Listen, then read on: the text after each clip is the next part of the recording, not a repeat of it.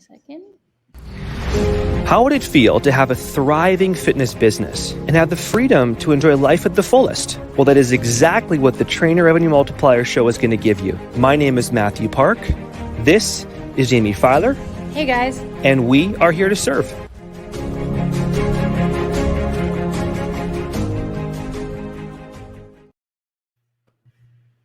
Welcome to the Trainer Revenue Multiplier show. My name is Jaime Filer, and I'm honored to be joined today by Mathew Park. On today's episode, we're going to be talking about building rapport on a sales call with a prospect, with a client. But Matt, I feel like you should be the one saying, I'm Mathew Park. And then I'll just be like, and I'm Jaime. Hi. You know what I mean? I'm Mathew Park. There it is, right? It's so professional. It's so clean, you know? It's the best. I love this intro. How are you though, Matt? We had such a successful weekend in Dallas. Well, you were there for almost a full week, but we had a successful weekend. I know, it was amazing. We crushed the Discovery Day together.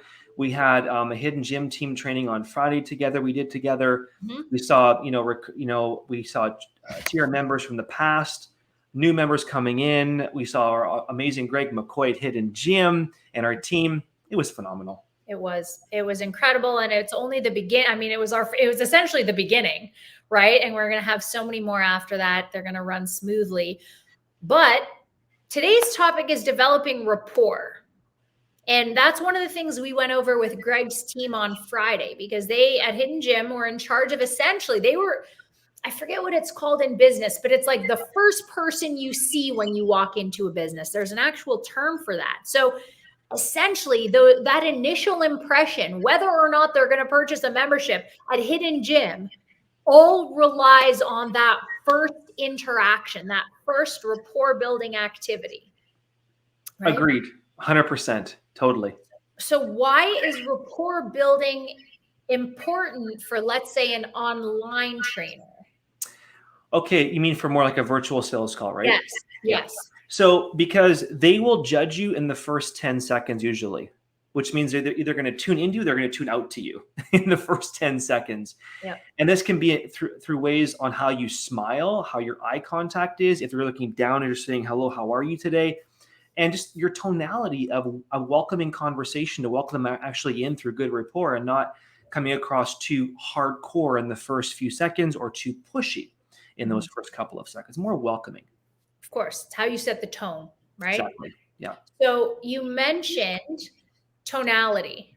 So Matt, let's say you have a personality and I have a personality. And guys, I'm sure you can gauge based on the podcast and previous recordings that Matt and I don't have the same, we get along exceptionally well, but we don't have the same personality. You can even hear in my tone that I am, my baseline is slightly higher. Yep. Put it that way. So Matt, how do you gauge, if you're the first one to speak on a call, how do you gauge where the other person is and whether you're bringing, let's say, Matt Park energy, Greg McCoy energy, or Jaime Filer energy to the call? Those first 5 seconds will tell me. Okay. How their posture is, their eye contact is. When I ask, hey, how are you today? How they respond back to me. If it's in person, I go by a handshake or a hug. Of course.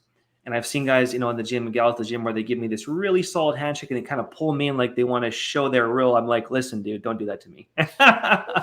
Those kind of things. Okay. So guys, if you're listening, you'll notice that Matt's first response was body language and eye contact. So what he is implying, what he's saying without saying it, is that your sales calls should be face-to-face, even if it's virtual. And I just put face-to-face in quotation marks because a lot of us are still doing stuff via Zoom. I know it's called a sales call, but it will be so much more effective for you to develop rapport if you can see one another. That way you can ensure that neither of you are distracted, that both of you have each other's full attention.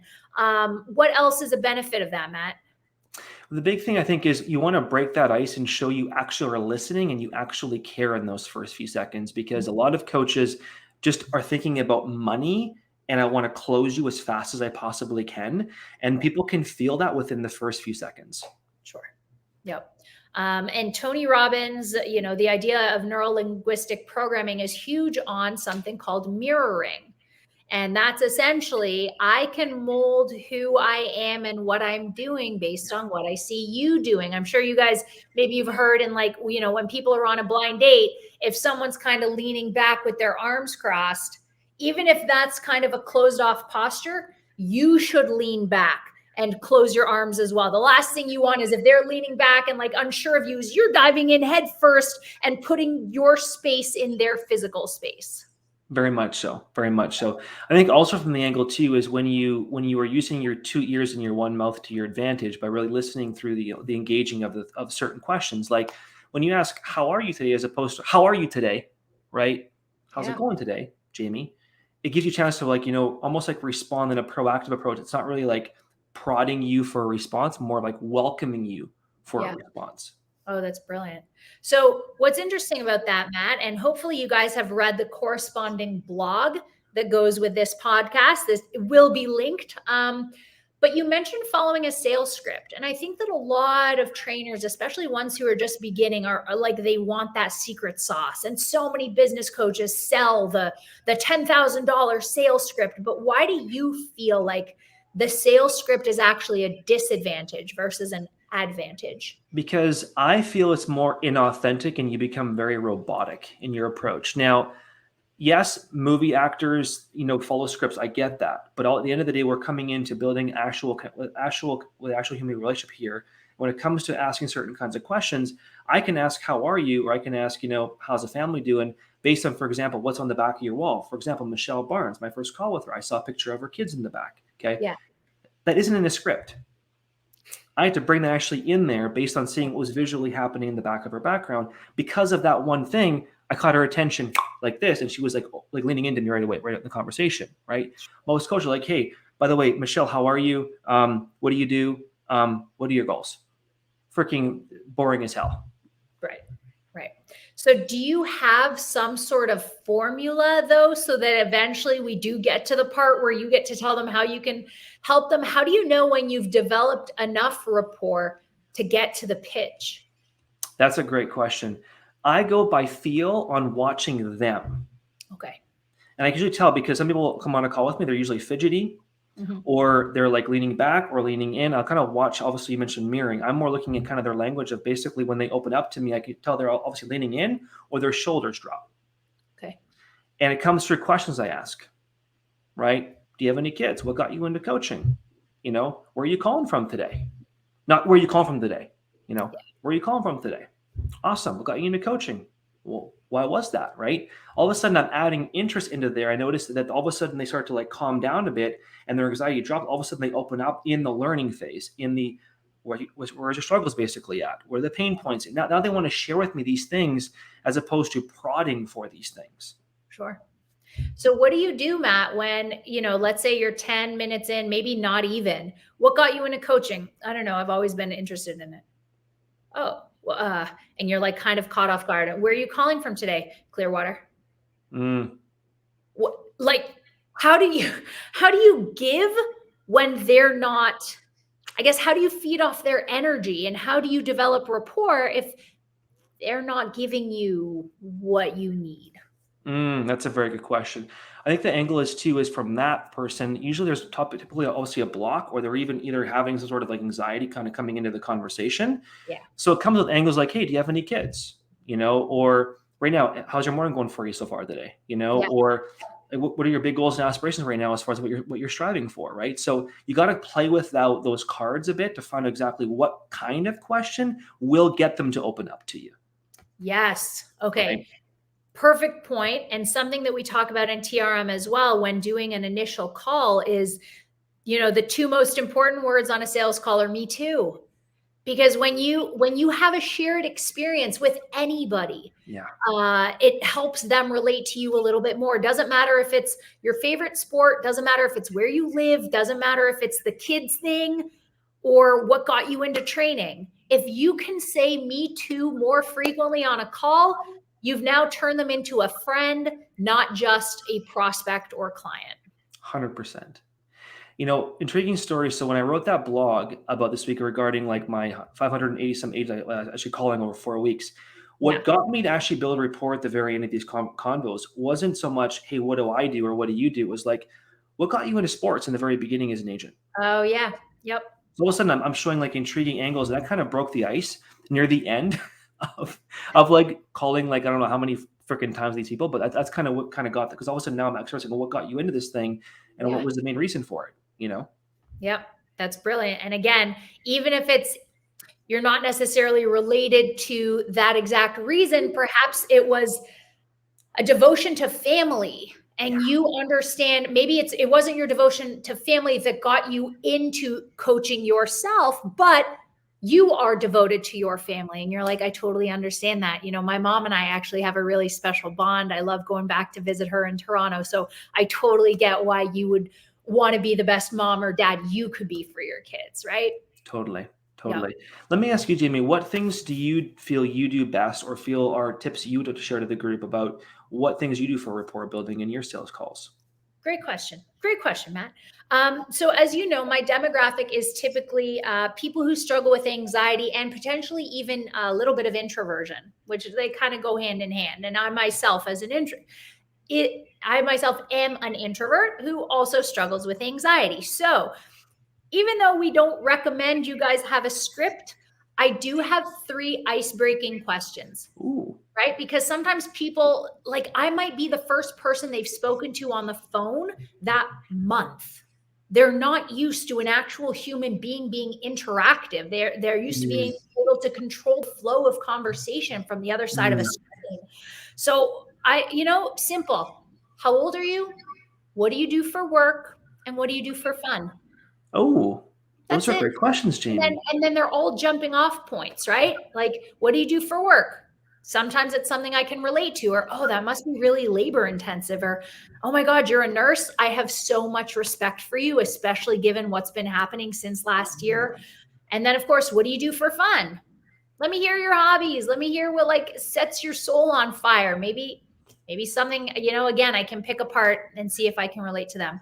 So that is how I start. I try to say me too as frequently as possible, but obviously, as you mentioned, genuinely and authentically. If they say baseball is their favorite sport, I cannot empathize. Mine is basketball. That is not going to get a me too.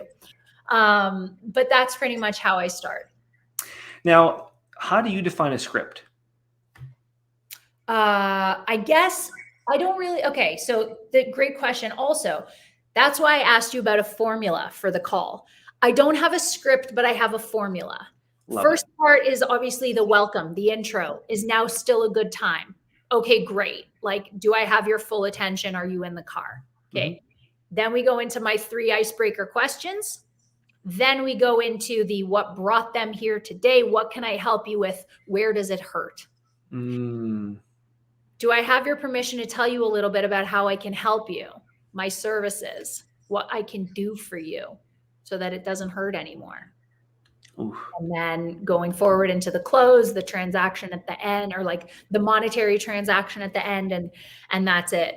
So that is how I define a script. I define it as a formula. I have no idea what's going to come out of their mouth, often no idea what's going to come out of mine, but I know how I would like the conversation to run. Again, because of my demographic, they like being led. Because they have so much anxiety and they don't know what to expect, it's really easy when I come in with clarity and confidence and say, I'm going to guide us through this. Don't even worry. That's awesome.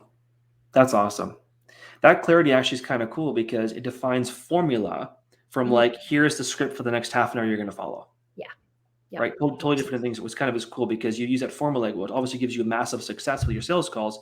And you went from doing half an hour calls now to even less calls, like less length of calls, but it's more of a dialed in process to actually get to, building rapport and getting them obviously with you as a client. Absolutely. And one of the things that ideally you guys have in your process at a certain point in your careers is, I guess what Ross would refer to as like a triage call, right? My first question, how old are you? If they give me a 19, not my ideal client, right? They're either not emotionally ready for my services, probably not financially ready. And I know that right away. So what our friend Ross Cowan does is also have a triage call, because he deals with high performance women who don't like crash diets or excessive cardio. Yeah. He will get a sense in the first the only 15-minute call, whether they're going to be a client or not. So find for yourself what works in terms of rapport development, but also as you're developing rapport, is this person going to be a good fit for you? That's phenomenal, Jaime. I love that. So let me ask you, I guess, if a client prospect comes on a call with you and you're getting a little bit of barriers, obviously, of entry on the initial part of the conversation, what sort of ways you kind of work around that for yourself? Typically humor. Oh, I like that. I like that. Yeah. So I had a client last year who was a corrections officer in Canada. So obviously every answer I was like essentially stonewalled. And so what I said to her was, does your girlfriend have this much trouble getting through to you? And she started laughing, and she's like, she tells me that all the time. She tells me I'm closed off all the time. And I could hear her smiling, and I was smiling. And I'm like, you guys all carry a chip on your shoulder. I don't understand it, but I think we can get rid of it. And then, so I like that. I know, I use humor to diffuse the situation. What do you do? Honestly, I just use different angles of questions. I think for me, actually, is different angle of questions. I've used humor as well in different angles as well to crack some jokes, of course, Canadian Canuck jokes. Yep. But the biggest thing I think for me is just different questions, and I kind of look and watch them. Okay. And I watch how they move, like if they're turning their head or they're rolling their eyes or they're kind of sitting back or whatever. Like I'm watching their actual language. Yes. What kind of questions are actually kind of opening them up, and then kind of go deeper on that kind of question.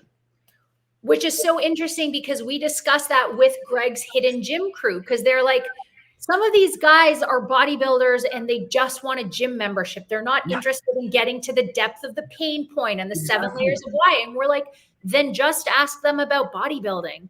Yeah. Right? Yeah. Because bodybuilders love talking about themselves and their last show and on season, off season. And that's exactly what you said, Matt, right? We don't have to go to your childhood trauma. No. Just tell me what you love and tell me more of it. Yeah. How's prep going? Yeah. How far are you from your show? Yep. What show are you doing? Yeah. Yeah. That's it. What show are you doing? Where did the judges tell you needed improvement? There you go. Jamie's bang on. So do we want to go into maybe a little bit continuing that rapport? Because it's not about entertaining them at the front end and then like, sweet, I got their money, I'm going to send them their program, my work here is done. Yep. There's obviously more. We encourage that in TRM, the whole client nurturing process. So what can we do, Matt, to continue to show these clients that we care? We have to have a very smooth onboarding experience. Okay. So I believe when we really finish that rapport process, go into understanding, learning where they're at, presenting the actual offer, the close, and so forth. Now it's like, yeah, you got that far, you got their credit card, it's wonderful, but they can also back out if they want to. They can give you some pull back and forth. Yep. So the onboarding process now is going to come. That's your second part. Is the onboarding smooth? Are they going to have some support now from like some automation coming in, or a courtesy call from somebody on your team, or get their programs, or like what's their next steps? Yeah. And that's building rapport now, because it's building trust, and trust is also rapport. I think what's important about what you just said, Matt, in terms of things running smooth and frictionlessly, is to those listening, guys, think of your least technologically advanced client that you've ever had. Okay. That is the kind of process that we want. Also think, in TRM, we do sales calls or compatibility calls. Very rare for trainers to actually call to like interview their prospects, and vice versa. That's old school, hopping on the phone with someone, saying, how are you? And like genuinely listening to the answer. So the more touch points, the less automation, but if you are going to automate it, you better make it freaking frictionless for them and effortless, and just make sure they understand everything, right? With every email, there should be a text message. With every text message, maybe do a phone call, or every other day do a phone call to make sure that they understand the onboarding process. Because if they're confused from the beginning, you know what happens with confusion? Distrust. Mm-hmm. And their confidence will get lower, because they'll be like, oh my God, I'm so stupid. I'm so stupid. Why can't I figure out this Google Doc thing? Why do I have to keep requesting a sign in? You know what I mean? Mm-hmm. Or questioning going forward. Yeah. Yeah. Yep, 100%. So make it as easy for them to understand as possible, guys. Don't just assume that everyone is as proficient in technology as you are. That will also help develop rapport. I mean, I would rather be told, hey, coach, I don't need as many text messages making sure I'm okay than, listen, Jaime, it's not going to work. You barely messaged me. Yeah, that's 100%. You're better off doing it overboard. 100%. Yeah. Again, especially in the onboarding process when clients are still, even though they've given you their money and to an extent they trust you, you still have to prove yourself every single day, just like a relationship, just like a romantic relationship, right? It almost goes back to that, 5 to 12 touch point thing. Like, say, for example, that, you go on a call, you build rapport and you close a client. That could be your third or fourth touch point. You might just knock it out of the park. But there's still many more touch points in there, like before they even can really fully trust you. Like they could be, so you're thinking, I work with Jaime for a while, but all of a sudden they're getting an email from Jaime, they're getting a text from Jaime, they're getting in the Facebook with Jaime, they're going to be getting some more courtesy call from maybe, Katie from the team, whatever. All of a sudden, all these things happen for 2 weeks. They're like, oh my gosh, this is the best experience of my life. I feel so valued. I don't go anywhere else after a month. It's almost like that month is a trial for that client, even though they're paying you, on how good is your rapport, how good is your experience. Yep. Agreed. And the other thing they're going to do is recommend other people to join you because you're so personable, because they genuinely like you. Sometimes even before they've seen the extent of the results you'll get them, they just recommend you because you're a good person. You're like a magnet. That could be a whole new podcast. But I think one thing also too is when you build rapport, I think many coaches try to build rapport, number one, too quickly, or they try to sacrifice, I want to just make as much income money as fast as possible. And they sacrifice rapport and they get the income surge. Then they lose a bunch of clients in 2 months. And they get a really bad taste in their mouth from the actual coach. You're better off taking a little bit steady and strong growth process, having that good rapport system in place, hand off to somebody else, your team, or monitor that process and just keep the experience strong. And then like Jaime talked about, all of a sudden you become a referral machine. Clients don't want to go anywhere. They're telling all their friends. And all of a sudden you grow this foundation that never actually has a dip. It's always steadying upwards. Your business model, Jaime, is an example of that. It's never broke underneath 40K yet. You've been in it for 7 or 8 months in a row. A lot of coaches get to 40 and they're back down 20 again. Yeah, because it wasn't steady. It wasn't the same thing that got them there in the first place. Or for example, they got there and they have to work that much harder because they have nothing in place to keep the rapport in check. But you've built the system to support the growth, which allows you to take time off with your wife and come to TRM events and have this podcast with us. Right. That allows you to have fun and not just work your ass off all day long and be tired at the end of the day. That's it. And that's what it's about. 100%. Now, I do want to share one quick story about, we could call this over rapport. I had a prospect and we had a sales call for like a Monday morning. And I got an email from them about an hour before saying, hey, Jaime, I'm not feeling well. Perhaps we can reschedule. And I said, okay, no problem. How about Wednesday? And they said, I don't actually know when I'm going to be well again. So if we could just put it off indefinitely. And I said, oh my gosh, I hope you're okay. Is it serious? Their response was, that is an invasion of privacy to ask that question. I've been working really hard on establishing limits and boundaries, and I believe you just crossed one. While we could have worked really well together, I don't think this is a good fit. I wish you all the best in your business.